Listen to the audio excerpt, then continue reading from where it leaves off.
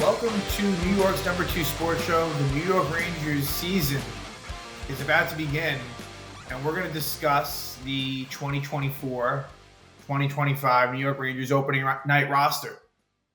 And really, it doesn't look all that much different than the one that we saw at the end of last season. And I was hoping that there'd be, a little bit more change in the offseason. Look, obviously, this was a President's Trophy winning team. They reached the Eastern Conference Final and lost to the Stanley Cup champion Florida Panthers. So it's not as if they needed an overhaul. But I would have felt as if, certainly on the defensive side of things, that maybe there would have been some changes. The overwhelming sentiment and feeling is that this is kind of the last sort of run with a lot of this core. And I think in some ways that's a little bit overblown. Like, to me, it's not like it's a window closing type of thing. I think those are two different things. I just think that it would be just a different looking team, still competitive, but potentially some changes being made. And a lot of the big thing now is the Igor Shesterkin contract, which will come to fruition at some point. It's going to be an expensive one, but also one that is deserving, because Igor Shesterkin is really the backbone of this New York Ranger team. And there were reports that he rejected, what would have been an 8-year, $88 million contract, so $11 million per season. Look, I think it's probably going to end up somewhere in between 11 and 12, probably closer to $12 million per season for Igor. And could that happen in the middle of the season? It's possible. I mean, we did see that with Henrik Lundqvist back in, 2013, it would have been. So it's not unprecedented, but we'll see, because they didn't come to an agreement before the season began, unless that somehow happens within the next few hours, but unlikely. But I think that this Ranger team is certainly a playoff team. I do feel as if, last year you had Peter Laviolette coming in as the new head coach, and I think that brought about, new energy and new hope, if you will.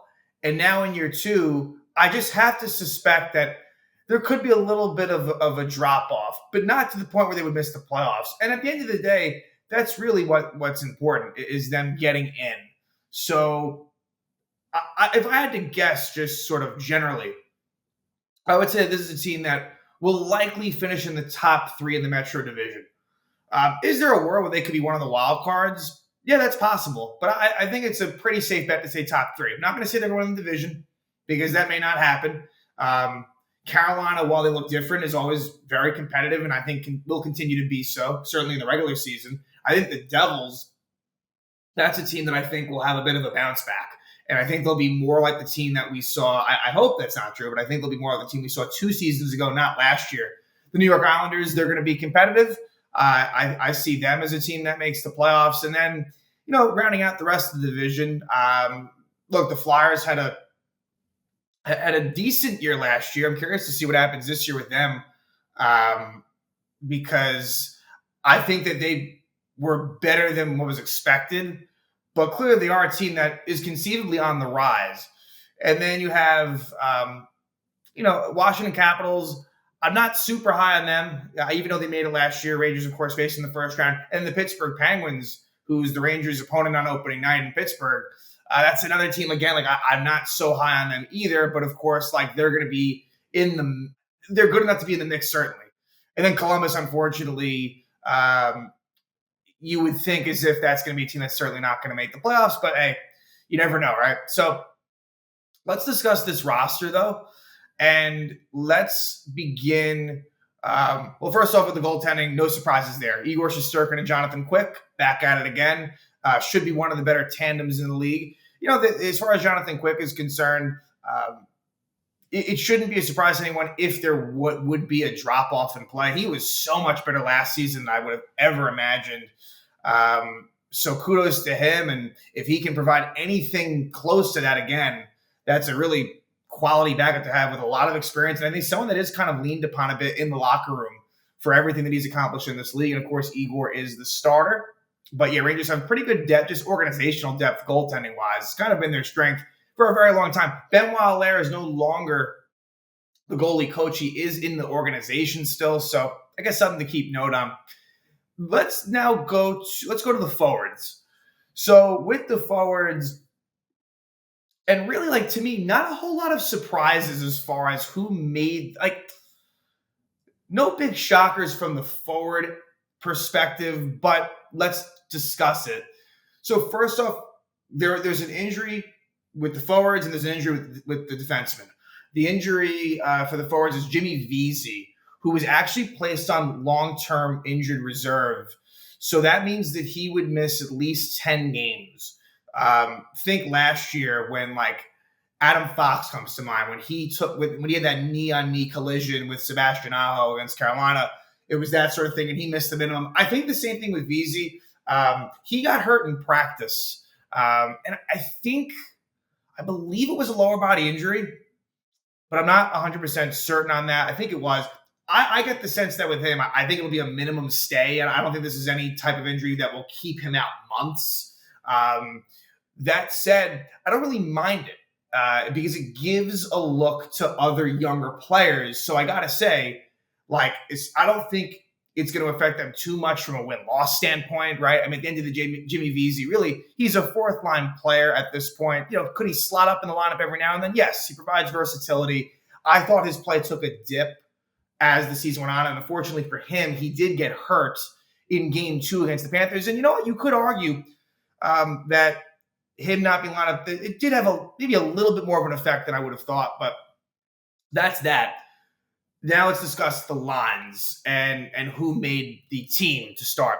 So you have Kreider Zibanejad, Riley Smith. No surprise there that Riley Smith is slotting into the Kreider Zibanejad right wing spot. Going to be interesting. And Riley Smith playing against his former Penguin team to start out. He was with the Penguins last year. That's the Rangers got him via trade from Pittsburgh.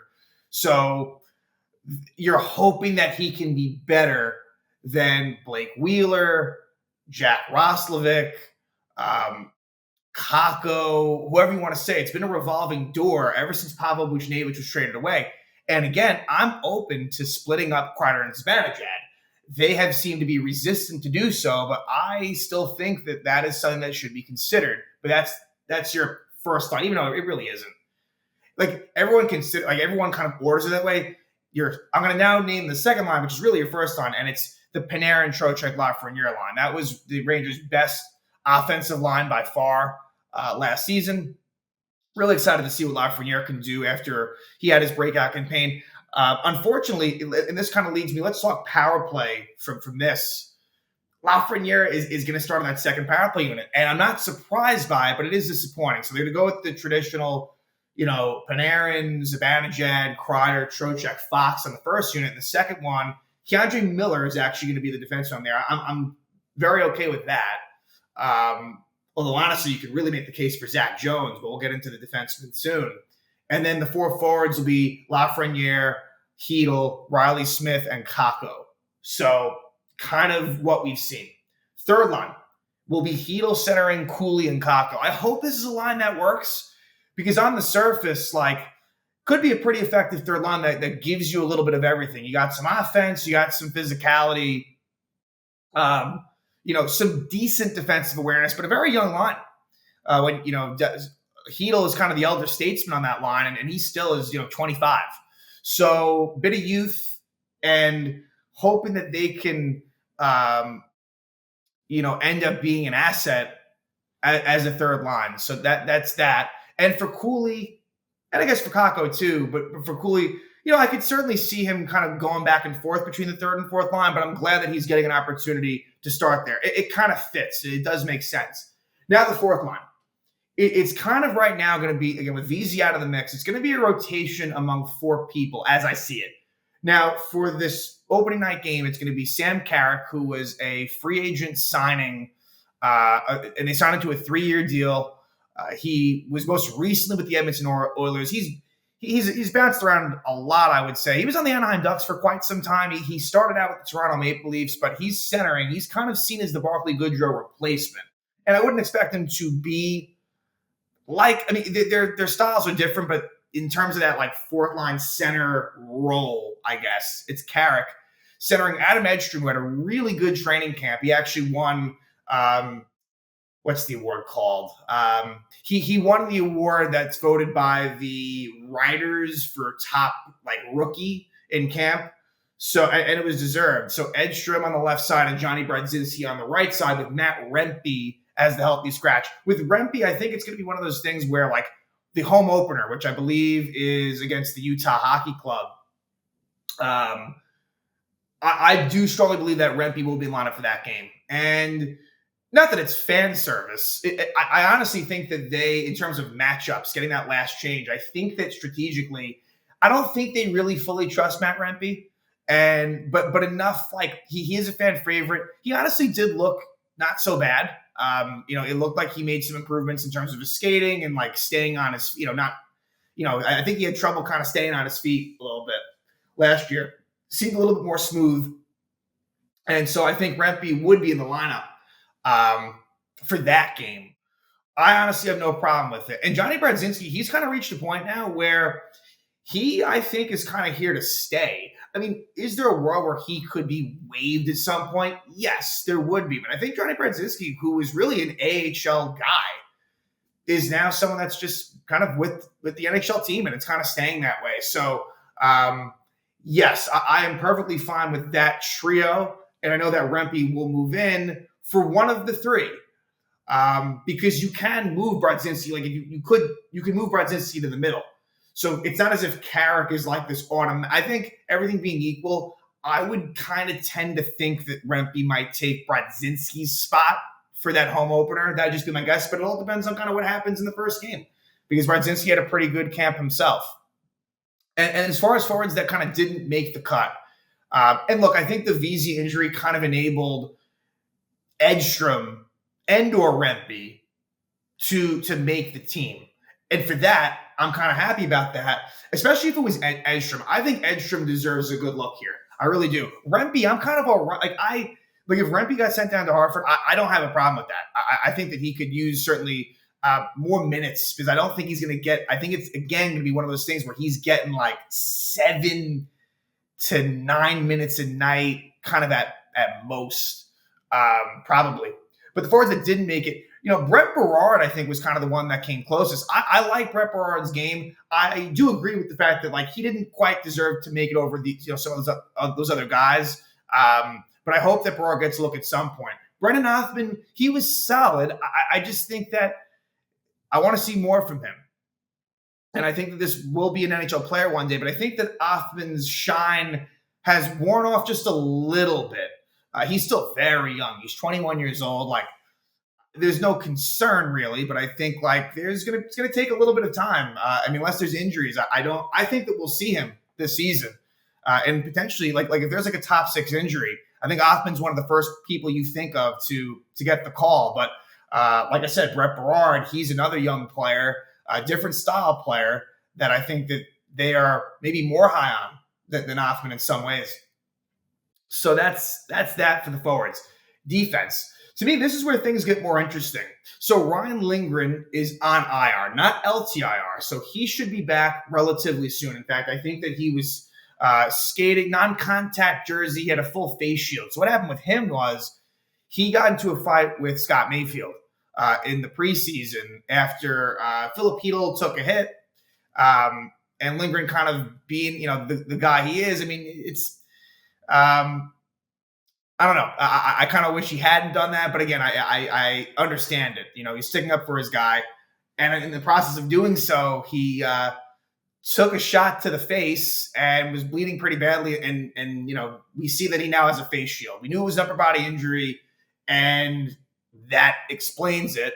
And so I think Lindgren will be back somewhat soon, but he's out to start the season. And so that has enabled Victor Mancini to make this team. So how it ends up going down, let's just talk about the defensive pairs because it looks a lot different. And I'm kind of intrigued to see how this goes. It's Keandre Miller with Adam Fox. That's not a pair that we've seen, but one that really could be the future number one pair for the Rangers, especially Ryan Lindgren being a free agent at the end of the season. Then you have Braden Schneider on his left side with Jacob Trouba. So that to me is somewhat interesting only because like we've only seen, Schneider's he's pretty much always been on the right side. He might at the end of last season, He might have gotten a look on the left side. I can't remember for sure, but it's possible that he did. Either way, though. And then your third pair is Zach Jones with Victor Mancini, with Chad Ruedel as your seventh defenseman. So Ruedel's role doesn't really change. He makes the team. He was always kind of going to be the likely seventh defenseman. With Ruedel, like, again, is there a world where he doesn't necessarily make it the whole year with the team? Yeah, like, it's not like he has that for sure. But I think everything being equal, he will stick around as that seventh defenseman for the most part. And, it's unfortunate for him is him being a longtime Pittsburgh Penguin. He in theory could have been in the lineup for opening night, but that's not going to be the case in how it seems. So in looking at these pairs, the thing is, I think that Jones and Mancini are not going to play that much. I think it's going to be heavy Miller Fox, heavy Schneider Trouba. And again, I when Lindgren's back, I would just like to get Trouba on that third pair. And when Lindgren's back as well, look, that probably means that Victor Mancini goes down. That's just what it is. But I hope that if he can somehow really play well, I just don't know if he's going to get that opportunity to get those minutes, that maybe somehow he is able to stick around. I don't think it's overly likely. Just look at the numbers. I just don't think it'd be the case. But give Mancini so much credit, because think about this. Lindgren goes down as a left-handed defenseman. So therefore, that would mean if you're to just go one for one, lefty for lefty, like a Connor Mackey or a Ben Harper or a Matthew Robertson, like they would seem to have a leg up. That wasn't the case. And you already had Chad Ruedel. Like you had a lot of right-handed defensemen as it was. You had Adam Fox, Schneider, Trouba, and Ruedel, with only two healthy lefty defensemen in Keandre Miller and Zach Jones. But it didn't matter. Mancini, who's a right-handed shot, they went with him anyway. So this current iteration, without Lindgren in the mix, actually has 5 right-handed shots and only 2 for the left side. So Schneider's the one that kind of moves over. But I'm intrigued by this. The only thing that's unfortunate again is I think Trouba is going to get a lot of minutes, and we just have to accept that, I guess. But I think when Lindgren comes back, I'm hoping that the third pair is Jones and Trouba or something of that nature. And will it be Lindgren Fox when Lindgren comes back? I think there's a good chance it might, but I'm open to the idea of Keandre Miller. I think I'm glad that we can see how these things work, and I hope that they do so that they can say, hey, we don't have to stick to the tried and true Miller with Trouba, Lindgren with Fox, that you can open up some possibilities. Similarly, that's why I kind of want to see Kreider and Zibanejad apart. Give that a look. Maybe have Hedl, for example. Maybe let's see what Hedl and Kreider look like. I know that stylistically, that may not be a great fit, but I just think you can kind of do some trial and error stuff. Of course, you want to win hockey games, but at the end of the day, early in the season, I'm fine with giving certain combinations a look that we may not normally see.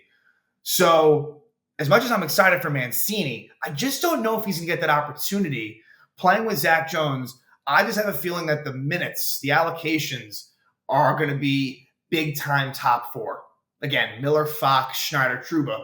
Hopefully I'm wrong. Hopefully they look at it as, hey, it is early in the season. We don't have to necessarily do that. But it certainly is very much slanted where the writing is kind of on the wall. Zach Jones, he is still a young defenseman, one in which didn't play a single playoff game. Now playing with a rookie, a very young player in Victor Mancini. I can't imagine that they're going to really play a whole lot, especially the Rangers are protecting the lead. If they're losing, that's a different story. With Jones' offensive ability and Mancini kind of showing out well, I was very pleasantly surprised with what I saw from Mancini, a 5th-round pick in 2022. He is young. He's younger than Braden Schneider, younger than Zach Jones, younger than Matthew Robertson. So that's cool. I think that good for him for making it. He really deserved it, and that's the good thing here is I think that the people that deserve to make it, by and large, did. Really.